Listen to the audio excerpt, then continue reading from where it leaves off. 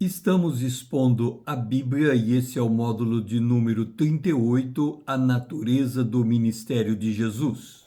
Deus havia ficado 400 anos em silêncio depois da última mensagem de Malaquias.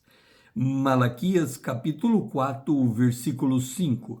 Eis que eu vos enviarei o profeta Elias, antes que venha o grande e terrível dia do Senhor. Nós temos dois marcos temporais: a vinda do profeta Elias e depois o dia do acerto de conta entre Deus e a humanidade. Este profeta veio na pessoa de João Batista, Mateus capítulo 17, o verso 12 e 13. Eu, porém, vos declaro que Elias já veio e não o reconhecera, disse Jesus. Então os discípulos entenderam que lhes falara a respeito de João Batista. A mensagem de João Batista exigia arrependimento como condição para entrar no reino de Deus. Em Mateus, capítulo 3, o versículo 2, é dito: arrependei-vos, porque está próximo o reino dos céus. Jesus iniciou seu ministério com a mesma mensagem. Mateus capítulo 4, versículo 17. Daí por diante, passou Jesus a pregar e a dizer: arrependei-vos, porque é próximo o reino dos céus. Acerca deste reino, o reino dos céus, precisamos entender duas coisas. A primeira delas é que este reino não é deste mundo. João capítulo 18, o verso 36. Respondeu Jesus: o meu reino não é deste mundo.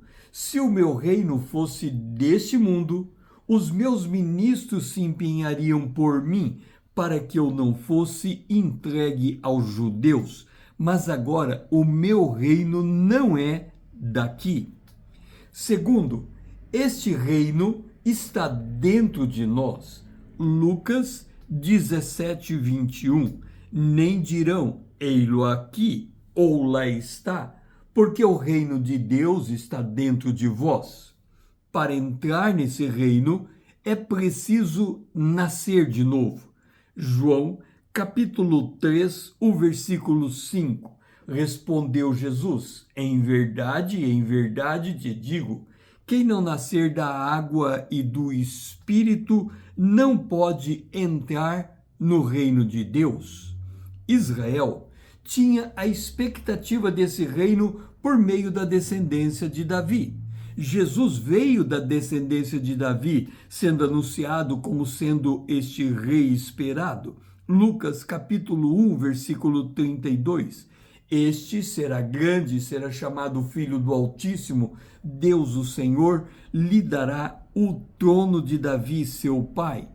Ocorre que o povo via esse rei do ponto de vista temporal, como alguém que libertaria Israel de Roma. Para corrigir este erro de percepção, Jesus anunciou o Evangelho. Em Marcos capítulo 1, versículo 14. Depois de João ter sido preso, foi Jesus para Galiléia pregando o Evangelho de Deus, dizendo: o tempo está cumprido e o reino de Deus está próximo. Arrependei-vos e crede no Evangelho. O que é o Evangelho? É o anúncio do nascimento do Salvador prometido em Gênesis capítulo 3, o versículo 15. Lucas capítulo 2, o verso 10 e 11 diz: o anjo disse: não temais, eis que vos trago boas novas de grande alegria. Evangelho significa boas novas. Eis que vos trago boas novas de grande alegria, que será para todo o povo. É que hoje vos nasceu na cidade de Davi o Salvador, que é Cristo o Senhor. Qual é a função prioritária do Salvador. Mateus, capítulo 1, o versículo 21. Ela dará à luz um filho, lhe porá o nome de Jesus, porque ele salvará o seu povo dos pecados deles. Esta função está em conformidade com o modo como João Batista apresentou a Jesus. Em João capítulo 1, versículo 29, no dia seguinte viu João a Jesus, que vinha para ele e diz: Eis o Cordeiro de Deus que tira o pecado do mundo. A essência do Evangelho é esta: Deus enviou o Salvador para uma obra jamais vista, salvar o pecador para habilitá-lo ao reino dos céus, que virá depois do Senhor voltar em sua segunda vinda após o grande dia do Senhor. Quais são, então, os elementos fundamentais do ministério terreno de Jesus? Primeiro, na qualidade de Cordeiro de Deus, preste a ser crucificado, Jesus foi provado para ser aprovado, por isso Jesus foi tentado. Segundo, Jesus veio para anunciar e esclarecer a natureza do Evangelho. Sua morte e ressurreição salva o pecador dos seus pecados, transformando-o em cidadão celestial. Mateus capítulo 5, versículo 3. Bem-aventurado os humildes de espírito, porque deles é o reino dos céus. E próximo de sua morte, Jesus anunciou com sua ressurreição que ia preparar um lugar para os salvos. João, capítulo 14, o versículo 2 e 3. Na casa do meu pai há muitas moradas. Se assim não fora, eu vos teria dito, pois vou preparar-vos lugar. E quando eu for e preparar lugar, voltarei e vos receberei para mim mesmo, para que onde eu estou estejais vós também. A carta de Paulo aos Filipenses atesta esta cidadania. Filipenses capítulo 3, o versículo 20. Pois a nossa pátria está nos céus, de onde também aguardamos o Salvador, o Senhor Jesus Cristo. A perspectiva de Israel pela vinda de um reino terreno e político os levou a rejeitar a mensagem de Jesus. Israel estava sob o jugo romano. A intenção desse império, do Império Romano, era subjugar os povos com a imposição da paz romana em troca de vultosos impostos. Algo similar ao que acontece hoje no Concerto das Nações, pois para sustentar o seu desenvolvimento econômico paga valores estratosféricos de juros. Os líderes religiosos de Israel viam Jesus como uma ameaça à posição dele diante dos romanos. Em João, capítulo 11, o verso 47 e 48, então os principais sacerdotes e os fariseus convocaram o sinédrio e disseram: que estamos fazendo, uma vez que esse homem opera muitos sinais? Se o deixarmos assim, todos crerão nele. Depois virão os romanos e tomarão não só o nosso lugar, mas a própria nação.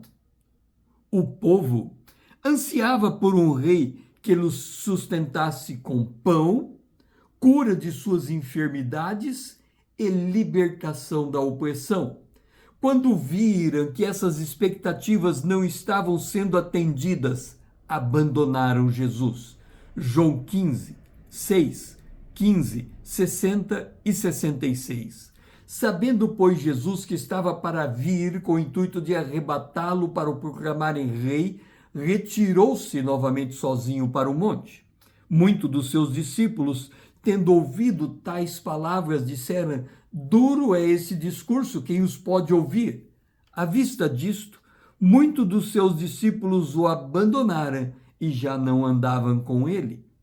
Mesmo os discípulos mais próximos de Jesus aguardavam um reino terreno. Lucas, capítulo 24, verso 21. Ora, nós esperávamos que fosse ele quem havia de redimir Israel, mas depois de tudo isso, é já esse terceiro dia depois que estas coisas sucederam. Em oposição a esta expectativa, Jesus se apresentou como Cordeiro, o servo sofredor. Lucas, capítulo 24, o versículo 45. Então, ele lhes abriu o entendimento para compreenderem as Escrituras.